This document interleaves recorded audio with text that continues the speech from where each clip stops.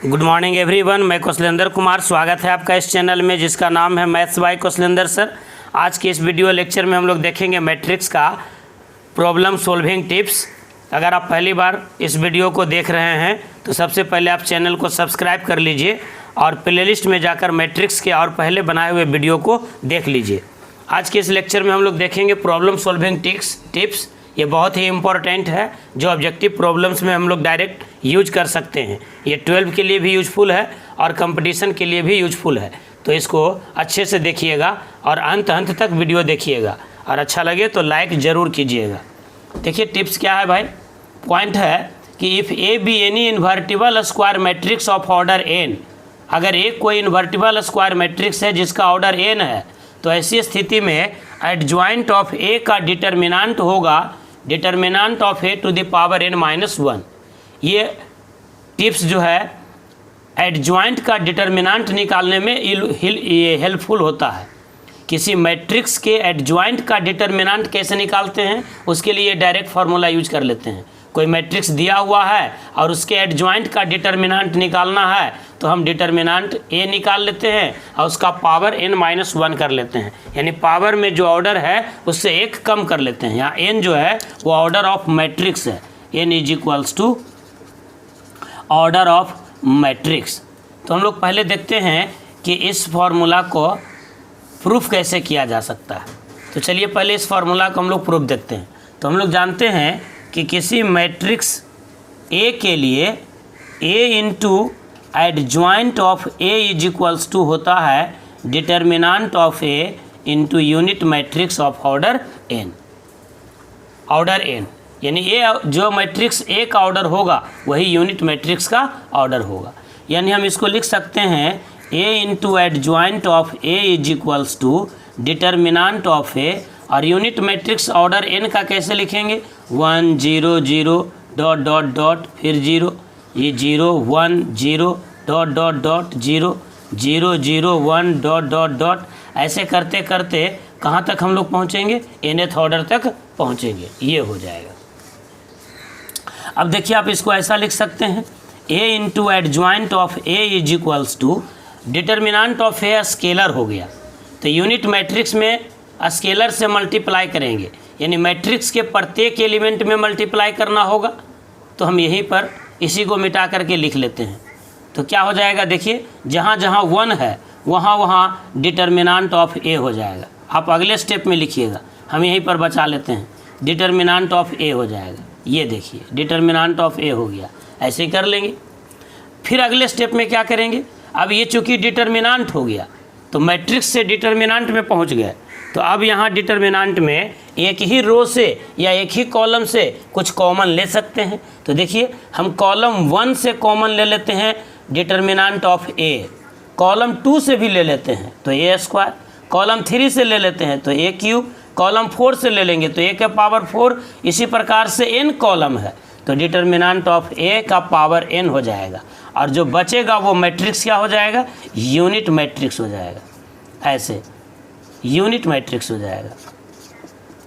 ये लंबा पूरा खींचते लिखते जाएगा, nth ऑर्डर का पूरा लंबा हो जाएगा। अब देखिए यूनिट मैट्रिक्स ये है तो यूनिट मैट्रिक्स का डिटर्मिनेंट 1 होता है। यानी अगर हम अब दोनों तरफ डिटर्मिनेंट ले लें, taking determinant both side, taking determinant both sides, दोनों तरफ हम डिटर्मिनेंट ले लेते हैं तो ये मिल जाएगा determinant of a into adjoint of a is equals to, ये तो डिटर्मिनेंट ऑफ a का पावर n स्केलर है। अब इसका डिटर्मिनेंट हो जाएगा 1। अब यहाँ लगा दीजिएगा प्रॉपर्टीज कि a इंटू बी का डिटर्मिनेंट इज इक्वल्स टू होता है a का डिटर्मिनेंट इंटू b का डिटर्मिनेंट। तो यहाँ पर हम क्या लिख सकते हैं, यहाँ पर हम लिख सकते हैं देखिए a का determinant into adjoint of a का डिटर्मिनेंट।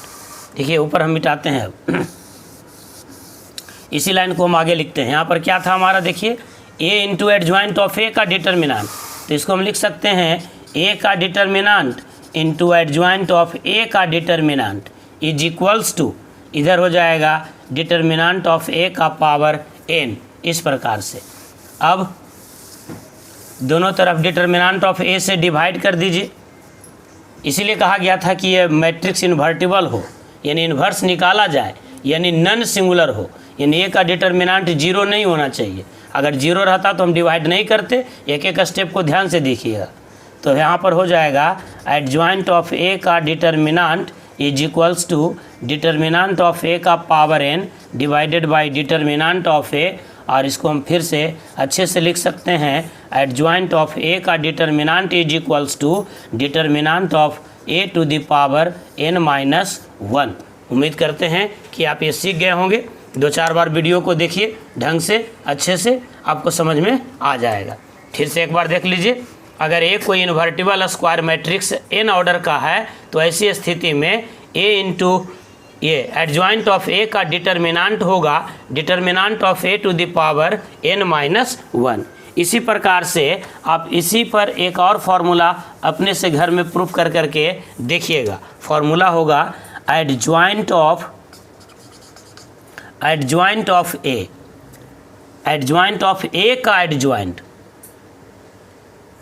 का वैल्यू हो जाएगा determinant of A to the power n-2 into matrix A. ये भी इम्पोर्टेंट है, ये दोनों फार्मूला बढ़िया से देखिएगा।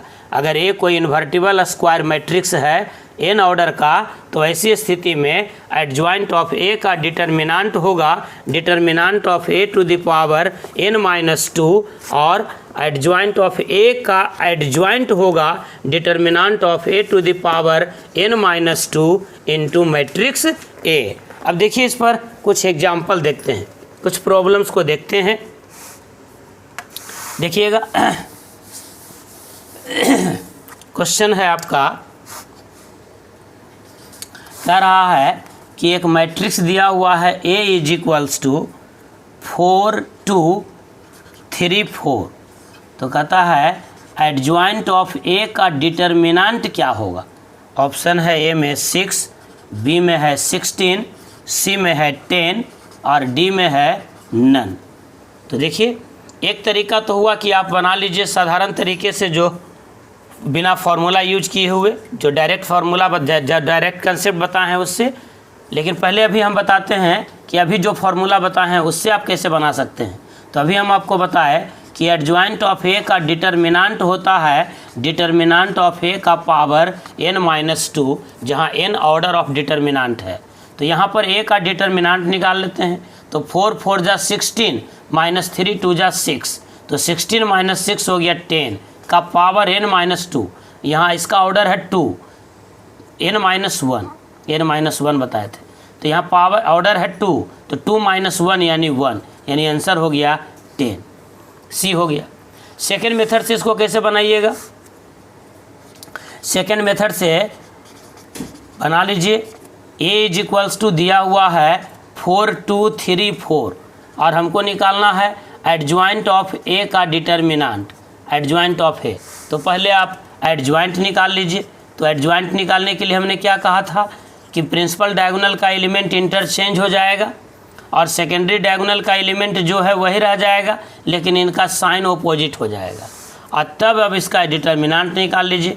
तो एडजॉइंट ऑफ ए का डिटर्मिनेंट क्या हो जाएगा, ये हो जाएगा इसका डिटर्मिनेंट, यानी 4 - 2 -3 और 4 का, यानी ये हो जाएगा 4 4 जा 16 और minus minus plus minus minus 3 2 जा 6, यानी आंसर हो गया 10। वही सवाल आपको मिल गया, वही आंसर मिल गया। तो या तो आप एडजॉइंट ए निकाल के डिटर्मिनेंट निकाल लीजिए, या फिर आप डायरेक्ट फार्मूला यूज कीजिए। अच्छा रहेगा कि डायरेक्ट फार्मूला यूज कीजिए। समझ में आया बात। चलिए इस पर आधारित एक और प्रॉब्लम्स को देखते हैं। क्वेश्चन है, ये कंपटीशन में आया हुआ है। If the value of A third order determinant is 11, if the value of A third order determinant is 11, then the value of the determinant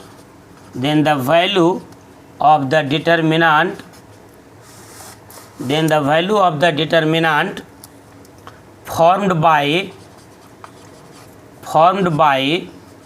its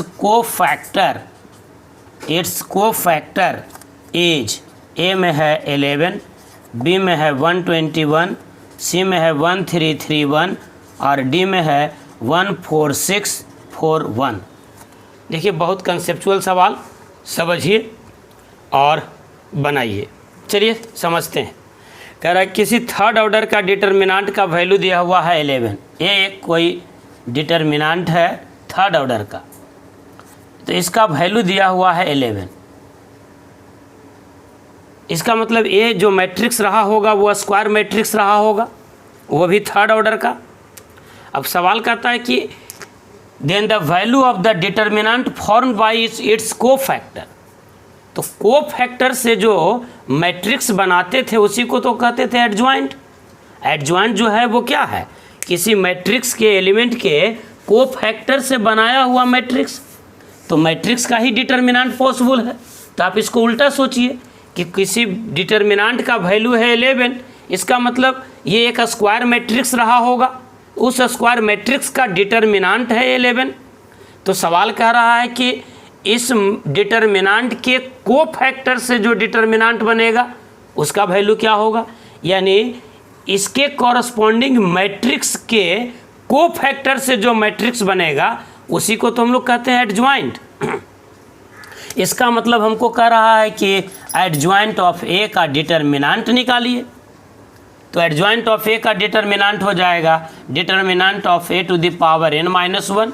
determinant of A था 11 टू द पावर 3-1 यानी 2, क्योंकि यहाँ n third order का determinant है, तो answer हो गया 121। समझे या नहीं? बढ़िया से समझिए। हम कह रहे हैं कि कोई डिटर्मिनेंट है ए जिसका वैल्यू दिया हुआ है 11। मान लीजिए कि ए एक मैट्रिक्स है, मान लीजिए ABCDEF, इस प्रकार से DEFGHI, ये मैट्रिक्स हो गया। तो इसका एडजॉइंट का मतलब क्या होता है? एडजॉइंट का मतलब होता है इन सब के कोफैक्टर से बनाया हुआ मैट्रिक्स, कोफैक्टर से बनाए गए मैट्रिक्स का ट्रांसपोज। तो डिटर्मिनेंट में वैल्यू नहीं पड़ेगा, रो या कॉलम को बदल देते हैं, इंटरचेंज कर देते हैं, तो उसका डिटर्मिनेंट का वैल्यू नहीं बदलता है। तो इसका मतलब ये हुआ कि कोफैक्टर से जो हम डिटर्मिनेंट बनाते हैं वो एडजॉइंट ही होता है उसका ट्रांसपोज ले लेने पर। लेकिन जब डिटर्मिनेंट का केस आता है तो ट्रांसपोज का डिटर्मिनेंट या मैट्रिक्स का डिटर्मिनेंट सेम हो जाता है, कोई फर्क नहीं पड़ता है। तो एक बार फिर से बढ़िया से सवाल को देख लीजिए कि कोई थर्ड ऑर्डर का डिटर्मिनेंट है जिसका वैल्यू दिया हुआ है 11, तो कहता है कि इसके कोफैक्टर से जो डिटर्मिनेंट बनेगा उसका डिटर्मिनेंट क्या होगा। तो आपको यही सोचना है कि जो कोफैक्टर से डिटर्मिनेंट बनेगा उसी को तो कहते हैं एडजॉइंट, यानी एडजॉइंट का डिटर्मिनेंट निकालना है।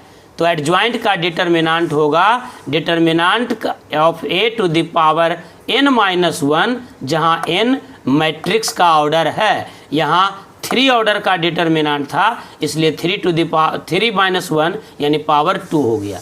इसको आप ट्रिक्स के रूप में भी यूज कर सकते हैं। क्या हो जाएगा? ट्रिक्स के रूप में आप यूज कर लीजिए। For any third order determinant,